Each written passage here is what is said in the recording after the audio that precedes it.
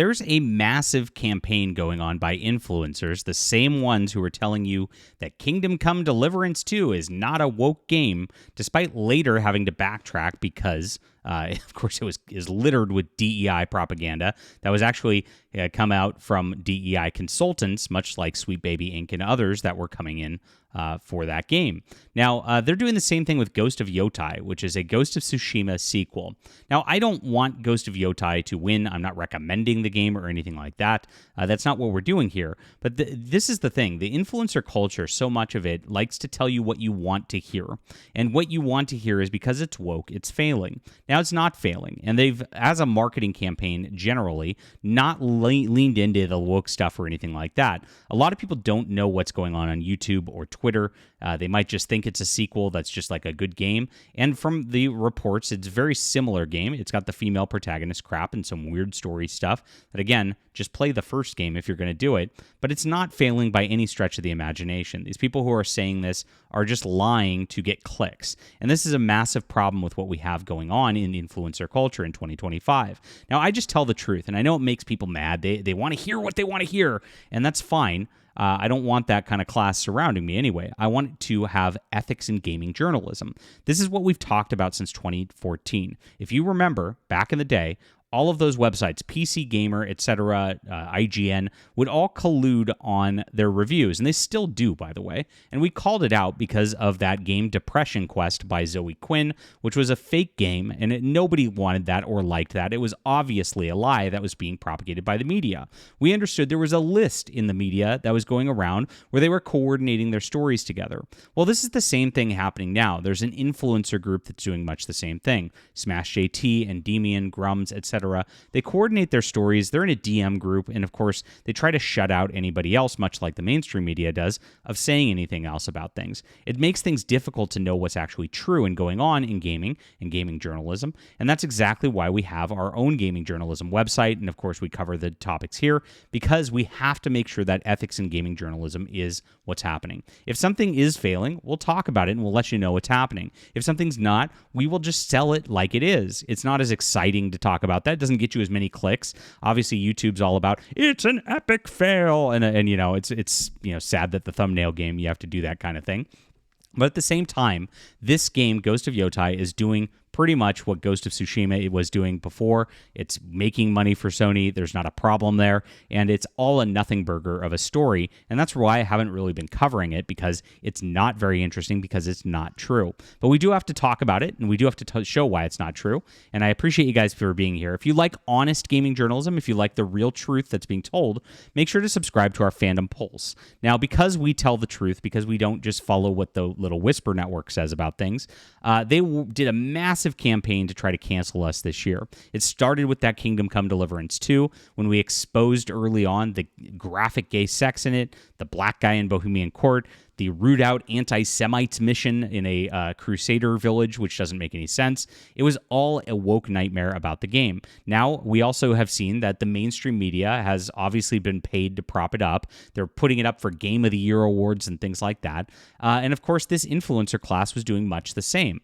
I think a lot of these guys do get paid by game studios to say certain things, and when they don't pay them, this is the type of thing that happens for the coverage, and that's my theory as to what's going on. I don't know why they do it. Maybe it's just the clicks on YouTube. Who knows? But we tell the truth no matter what, and the reason we can do so very easily is because we actually don't get paid by advertisers on Fandom Pulse.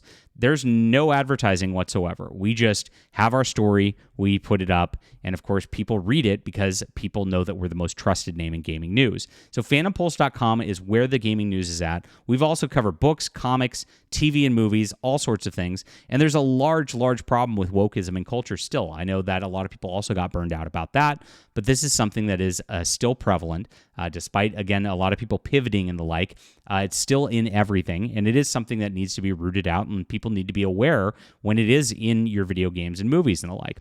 So this is what we do full-time, guys. Sign up here. It's in the description below. Again, you can read the real news here every single day. Fandompulse.com, super important, and this is what we're doing to fight back against this type of thing. So Sony touts Ghost of Yotei sales surpassing 3.3 million. They touted it as a success.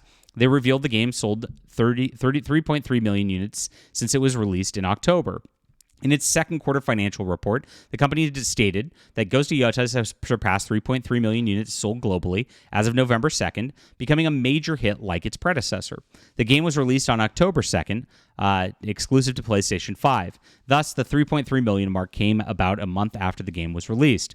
For comparison, Sony announced its predecessor Ghost of Tsushima had sold 2.4 million units in its first 3 days of sales, and the game had become its fastest-selling first-party original IP back in 2020. Now, 2020 was a different time when it was the pandemic, and everybody was at home. Everybody was splurging on media. We've seen that the book market has collapsed since then. Comics have collapsed since then.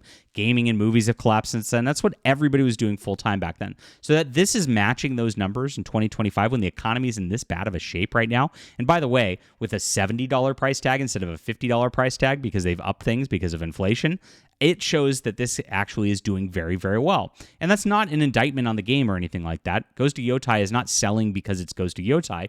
It's selling because Ghost of Tsushima was such a great game. We know that. These are two separate things. And that's why we try to pair and parse these things. It's a nuanced discussion. We're not saying it's a good game. We're not saying it's not woke or anything like that. I am telling you the truth that it's not failing. And so this is it. So Ghost of Tsushima is now the fastest selling third-party game, as they said before. Congrats to Sucker Punch.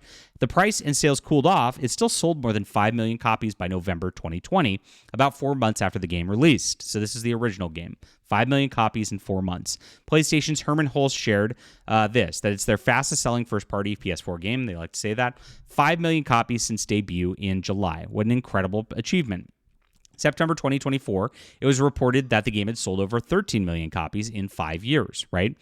So Ghost of Yotei has achieved 66% of its 4-month total in 1 month. That is what it's done so far. So a 4-month total, 1 month has this. Now, the first month is typically the most sought after and biggest purchases, right? However, we are going into the Christmas season, so we're going to get a nice sizable boost in December. So I'm going to expect that Ghost of Yotei will sell another 2 million plus copies in this period of November. And that's going to be bringing this to 5 million. So it will, in 2 months or 3 months, sell what they were selling of Ghost of Tsushima in 4 months at a higher price point in a worse economy and in a spot where less games are selling overall. That's an incredible success for the industry. It's obvious at that point, and that's a big win for them.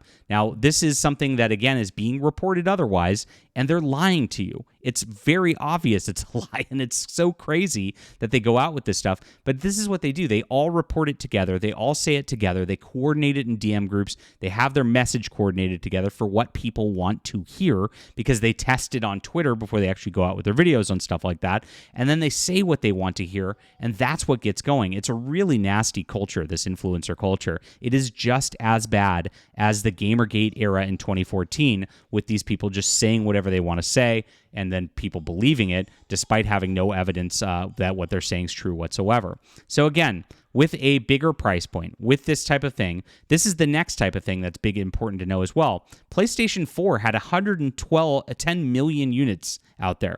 So there were 110 million people who had even a reason to buy this game. PlayStation 5 only has 84 million units sold. So there are less users on PlayStation 5 than PlayStation 4, and it's still doing those types of numbers.